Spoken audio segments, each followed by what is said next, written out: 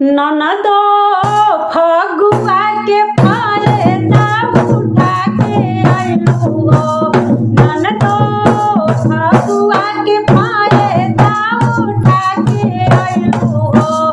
कवना लफुअन से रंग डालवा के आइलू हो।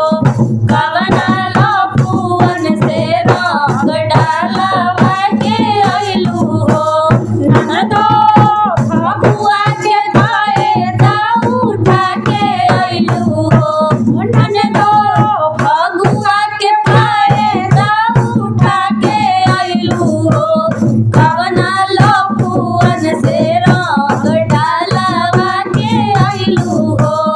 कवना लफुअन से रंग डालवा के आइलू हो। आपन नए लहंगा वाले ताके आइलू हो। आपन नए लहंगा वाले ताके आइलू हो।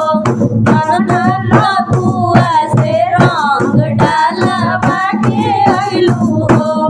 कवना लफुअन से रंग डालवा के आइलू हो। आखिया में काजल नइखे ओठवा पे लाली। आखिया में काजल नइखे